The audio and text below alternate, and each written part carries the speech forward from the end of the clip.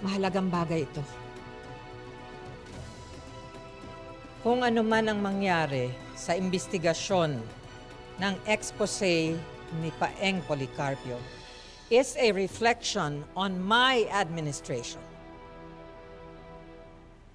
Kailangan mabigyan natin ng hustisya ang mga biktima ng Golden Scorpion, lalo na ang Palangga Massacre.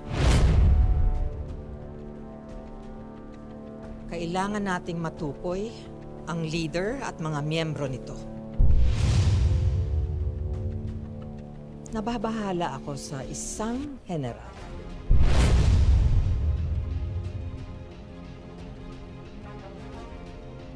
Si General Policarpio. Na sinasabi nilang naging supporter at backer ng sindikatong ito. And I'm sure marami pa siyang ibang kasama. Gusto ko lang makasiguro na wala nang ibang galamay ang sindikatong yan sa hanay natin.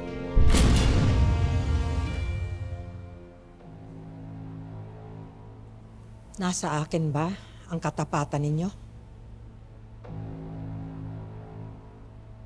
Ayoko ng mga anay na unti-unting sisira at magpapabagsak sa gobyerno ko. Madam President, kakampi niyo po ako. Ako tong mga tauhan ko. Isa po tayo ng layunin. Ang mapabaksak ng Golden Scorpion. Yes, Madam President. We stand by your side.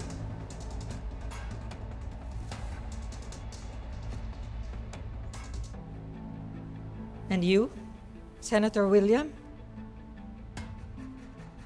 Bilang Senate President, kailangan ko ang suporta mo. Hindi naman siguro kasama ka sa sindikatong Golden Scorpion? Madam, nasa iyo pa rin ang katapatan ko. Hindi sila pwedeng maghari-harian dito sa bansa natin ang mga sindikatong yan. Kailangan mahuli sila sa lalong madaling panahon. Kung totoong tapat ka sa akin, bakit may nakarating sa akin na balita na pinuntahan mo raw si General Policarpio?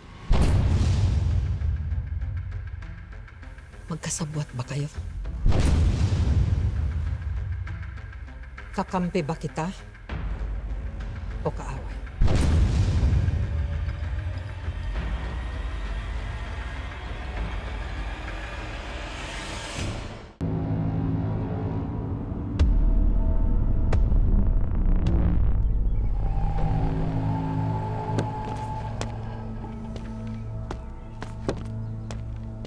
Good morning, sir. It's good to see you again po. Welcome to Cebu. Magandang araw, ma'am. Ready na ba itong buong guest house? Yes po, sir. Mabuti naman. Salamat. Okay, nasa. Habang nasa rest house, ayoko na i-istorbo dito. Kailangan ko magpahinga. Kailangan ko makapag-isip-isip.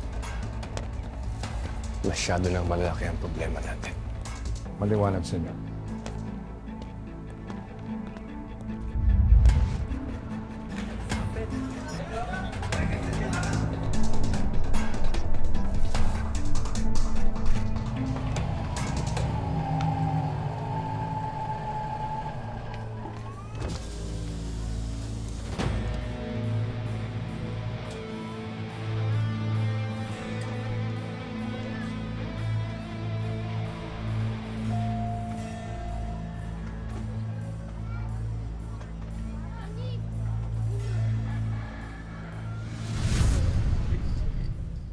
Hoy! Alis, alis. Ang tubig.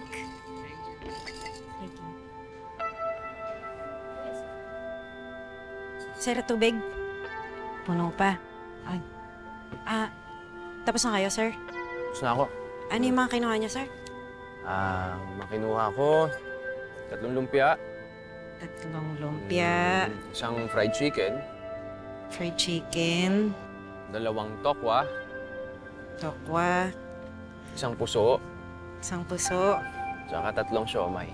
Wow, gutom si Yun, sir. tama eh. Pero nabusog ako. Ayan.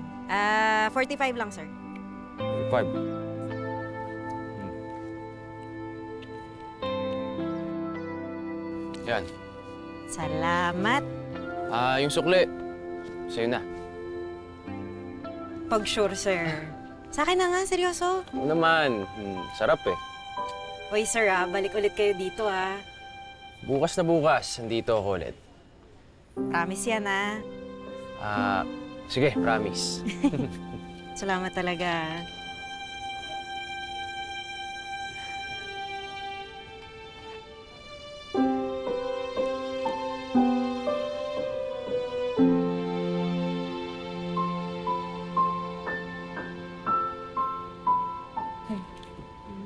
Kita mo yung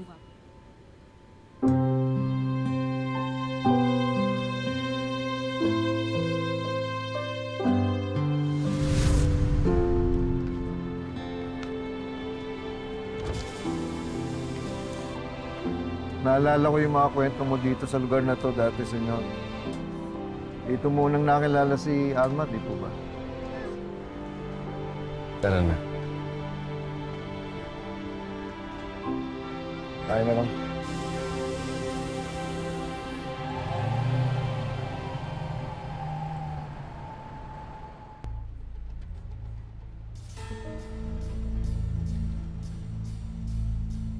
Madam President, pinagdududahan mo ba ang katapatan ko sa inyo? Hindi ka nakakasigurado kung kakampi kita o kalaban? Sagutin mo ang tanong ko. Bakit mo pinuntahan si General Policarpio? Anong pinag-usapan ninyo? May binabalak ba kayo? Madam President, huwag naman kayong magsalita ng ganyan. Alam niyo naman na matagal na tayong magkakilala. Hanggang ngayon, magkaibigan pa rin tayo. Sa katunayan, pumunta ako kay General Policarpio na ako mismo ang nagsabi sa kanya na gawin ko siyang general. At kinausap ko siya. Pinaamin. Wala siyang sinabi sa akin at hindi siya nagsalita. At ako'y nagulat. Nagulantang ako nung nabalitaan ko kasama pala siya dito sa sindikatong ito. At masakit ang loob ko sa nangyari.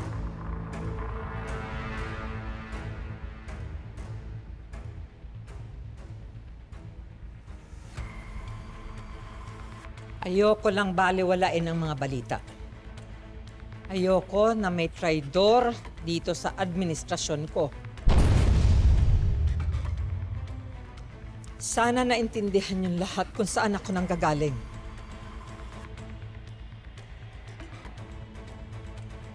Madam President, alam niyo to. Kongresista pa lang kayo, supporter niyo na ako. Ngayong presidente na kayo, kapartido ko pa rin kayo. Kung may binabala kong gawin sa inyong masama, sana noon pa. Hindi ba?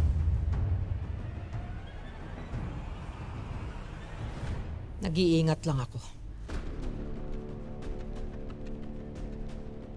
Napakalaking dagok nito sa atin. Nabulabog ang buong bansa, tayong lahat.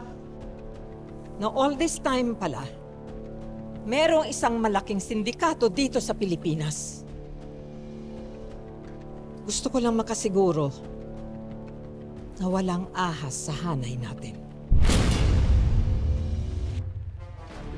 Gagawin ko ang lahat para hanapin at durugin ang sindikatong ito.